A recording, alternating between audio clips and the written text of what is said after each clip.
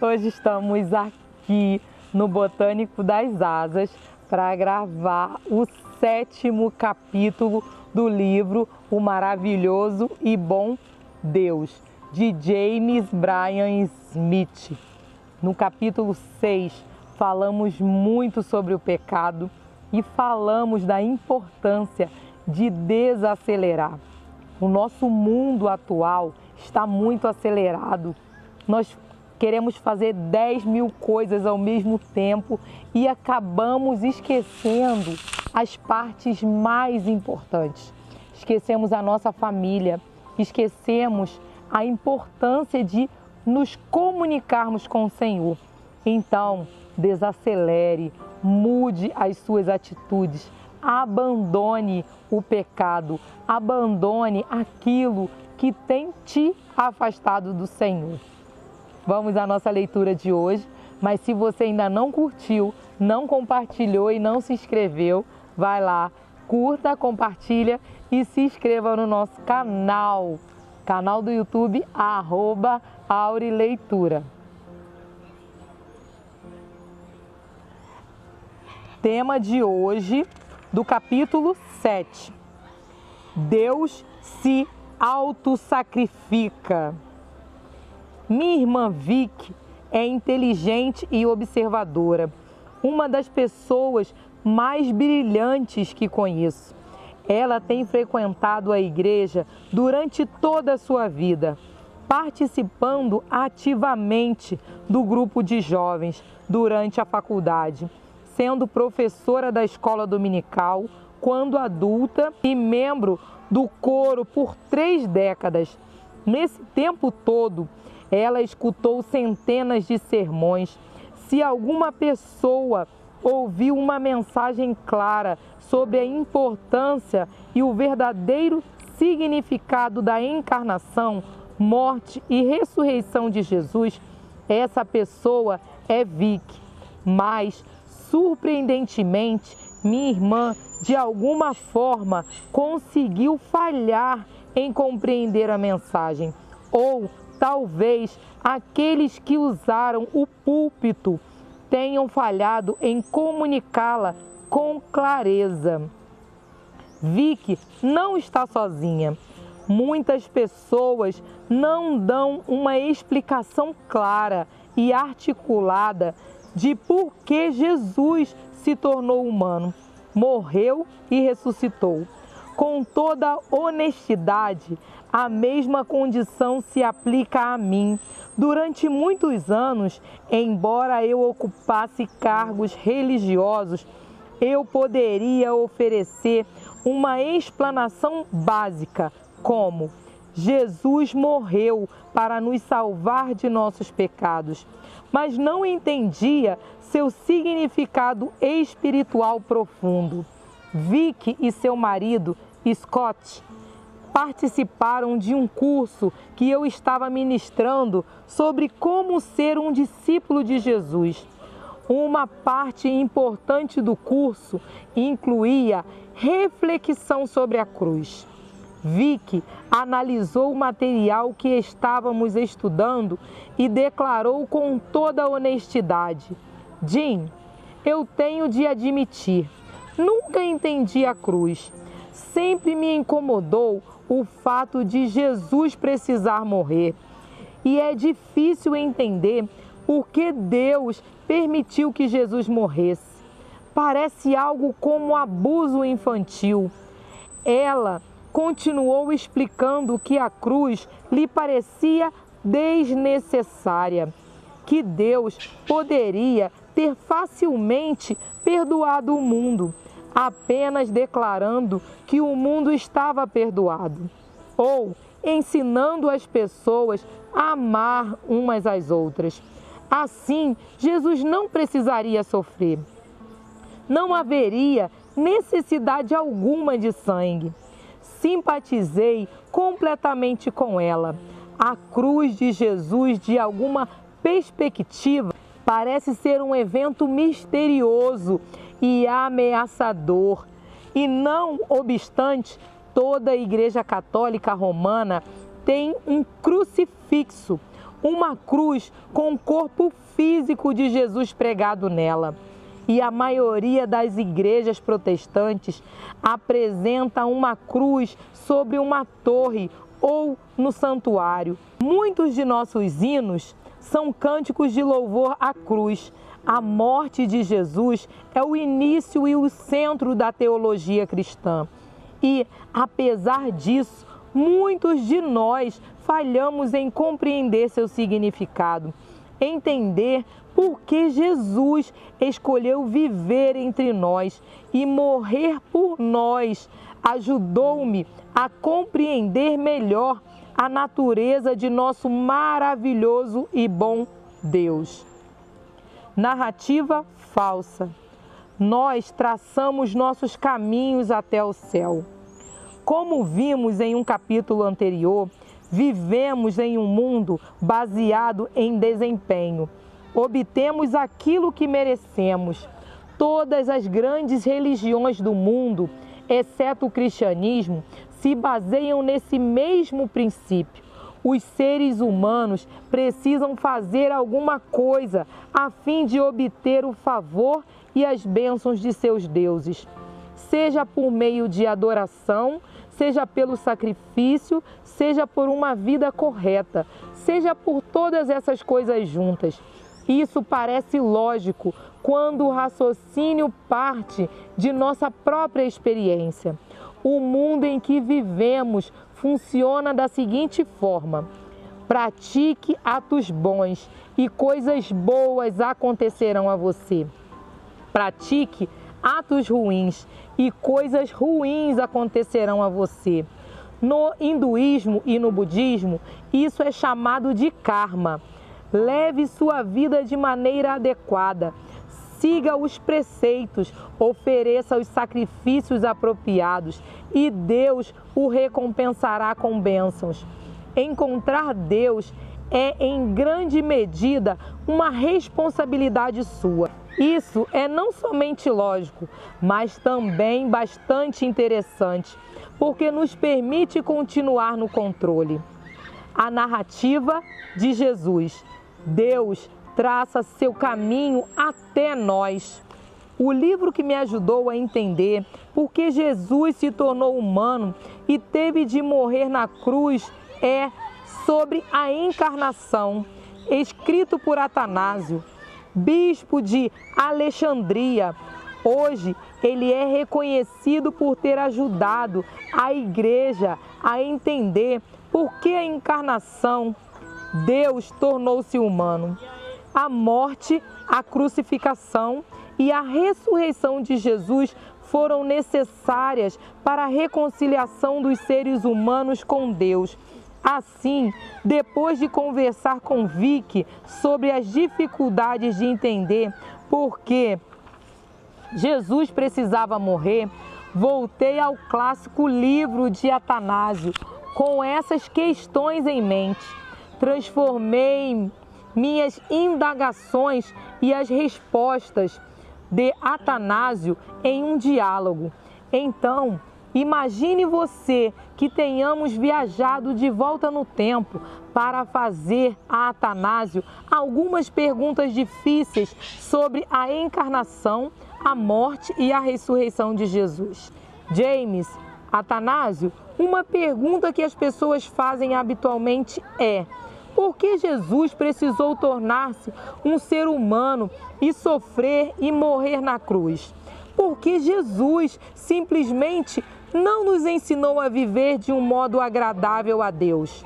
Atanásio, isso funcionaria se a humanidade não tivesse caído em total corrupção, se nós, humanos, tivéssemos apenas quebrado uma lei. Poderíamos arrepender-nos disso. Se o nosso problema fosse a ignorância, a educação seria a solução. Mas o problema humano é muito mais profundo. Somos corruptos e depravados. É como uma doença que não pode ser curada por força de vontade ou por conhecimento. James, como nos envolvemos em uma situação tão difícil? Atanásio, é uma longa história, mas vou resumi-la tanto quanto possível. Deus fez os seres humanos à sua imagem, o que significa que eles podem raciocinar e criar, e podem conhecer Deus. Adão e Eva foram criados em liberdade para serem amigos de Deus, embora tivessem recebido um único mandamento para demonstrar seu amor, sua apreciação e sua obediência a Deus. Eles não poderiam comer da árvore do conhecimento do bem e do mal. Essa árvore simbolizava o desejo de ser Deus, porque apenas Deus conhece verdadeiramente o bem e o mal. Eles foram advertidos: não comam da árvore do conhecimento do bem e do mal, porque no dia em que dela comerem, certamente vocês morrerão. Gênesis 2:17. Bem, eles acabaram comendo o fruto da árvore e morreram imediatamente no sentido espiritual, sendo lançados fora da presença de Deus, não podendo mais viver na fácil comunhão do Éden. Por consequência, começaram a morrer fisicamente. E eles não apenas morreriam fisicamente algum dia, mas agora viviam no estado de corrupção. James, no entanto, Deus poderia simplesmente tê-los perdoado, certo? Atanásio, não. Deus não poderia voltar atrás em seu mandamento, mas Deus também não poderia permitir que sua preciosa criação fosse destruída. Como Deus, sendo bom, deveria agir assim. Esse foi o dilema divino. James, mas não havia uma maneira de os seres humanos salvarem a si mesmos? Deus não poderia ter apenas ordenado que eles se arrependessem? Atanásio, o arrependimento não mudaria sua natureza, que agora era corrupta, mesmo que eles tivessem parado de pecar, o que não conseguiriam fazer. Ainda seriam corruptos por dentro e estariam sujeitos à lei da morte. James, então, o que poderia resolver o problema? Atanásio, não se trata do que, mas de quem era necessário para resolver o problema. Somente a palavra do próprio Deus, quem no princípio também tinha criado todas as coisas do nada, poderia resolver o problema do mundo. Para esse propósito, então, Deus, que não é limitado por um corpo físico, nem está sob o poder do pecado, entrou em nosso mundo. Ele tomou para si um corpo humano, semelhante ao nosso. James, mas por que Deus não poderia ter aparecido de alguma outra forma? Porque ele precisou assumir um corpo humano. Atanásio, Jesus tomou para si um corpo como o nosso corpo, porque o corpo humano era suscetível à corrupção e à morte. Ele entregou seu corpo à morte no lugar de todos e o ofereceu ao Pai. Ele fez isso por causa de seu absoluto amor por nós, de modo que à sua morte todos poderiam morrer.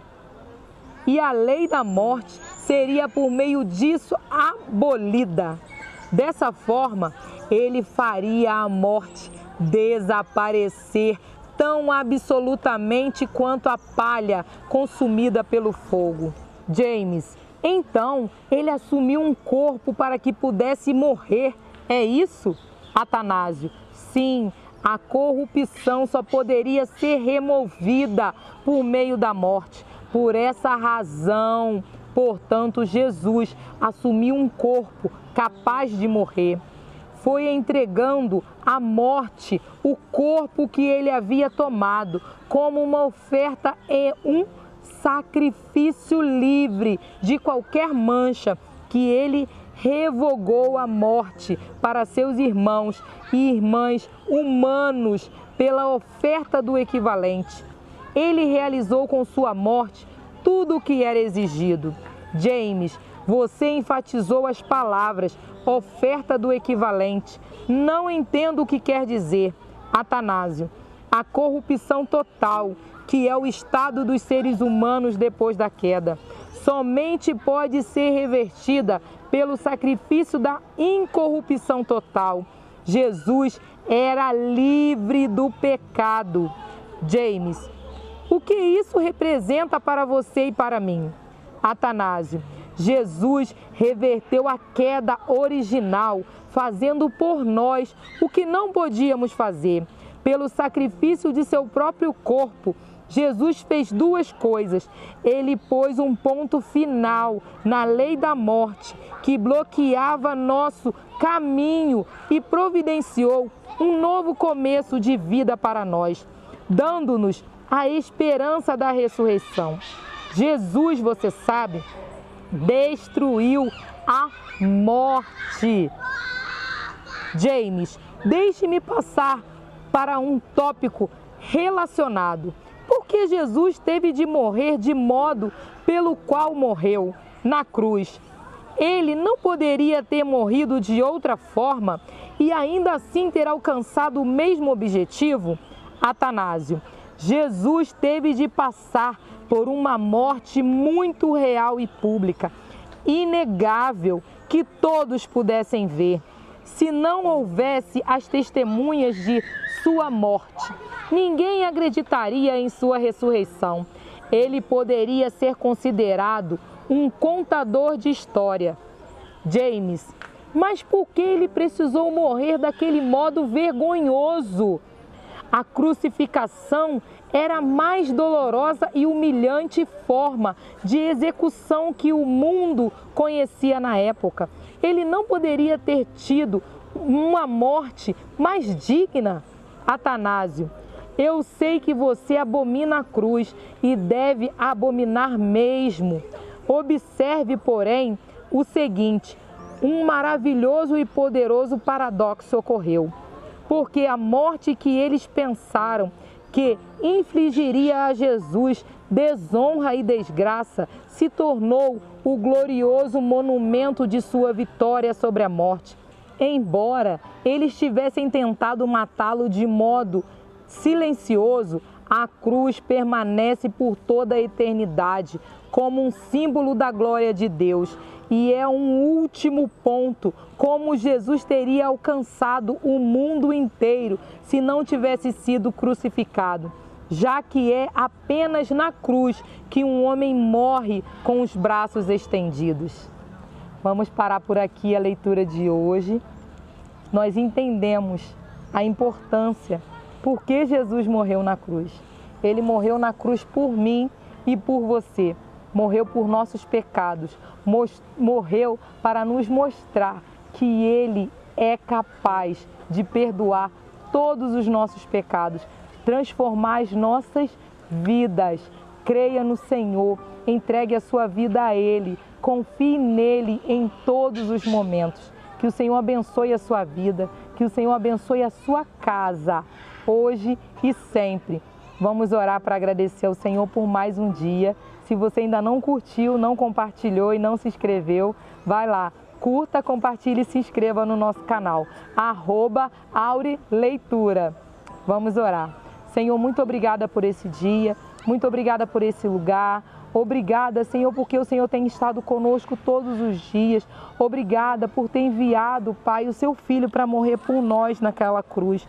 Embora não somos e nunca seremos merecedores desse ato de ter morrido, mas cremos que o Senhor ressuscitou e está com o Pai, de braços abertos, nos perdoando, nos guardando e nos livrando de todo o mal. Obrigada por tudo. Abençoe a cada um que está acompanhando essa leitura. Em nome de Jesus. Amém e amém. Tchau.